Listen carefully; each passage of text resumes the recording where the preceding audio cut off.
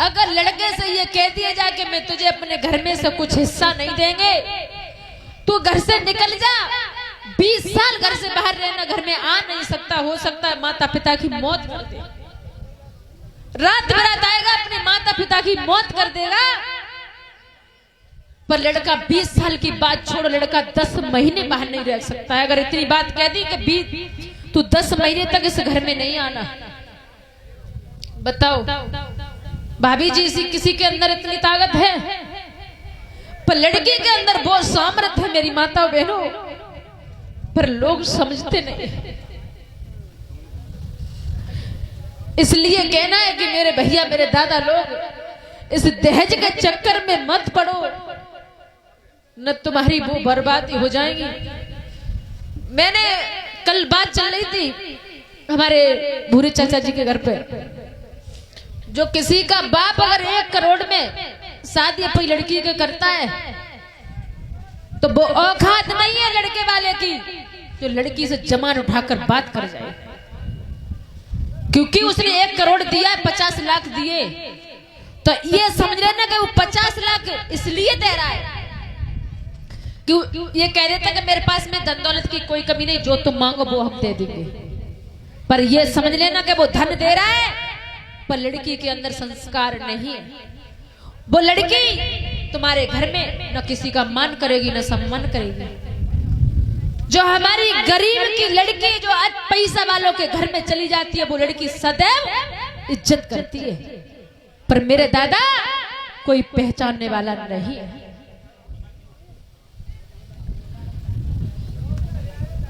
तो ज्यादा नहीं बोलेंगे मेरे भैया।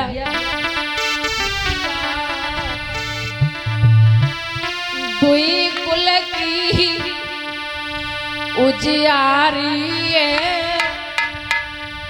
मत मारो मात गरवा।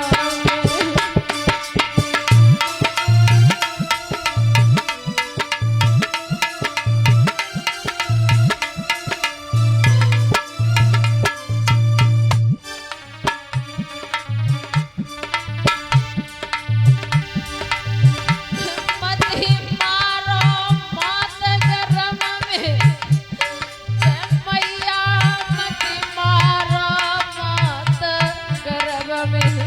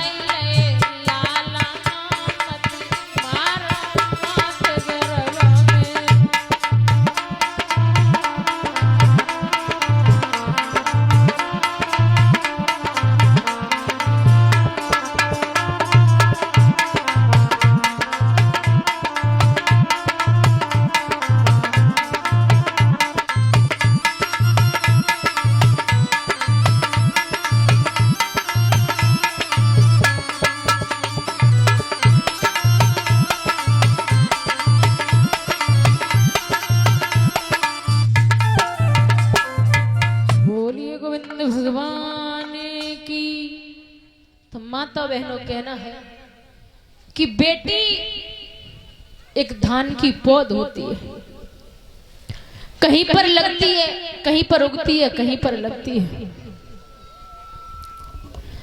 दूसरी बात ये होती है कि बेटी का जब जन्म हो जाता है,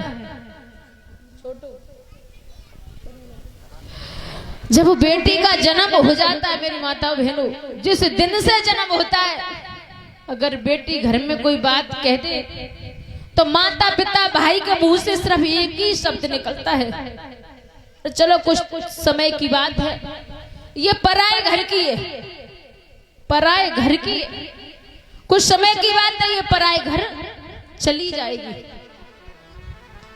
और भाभी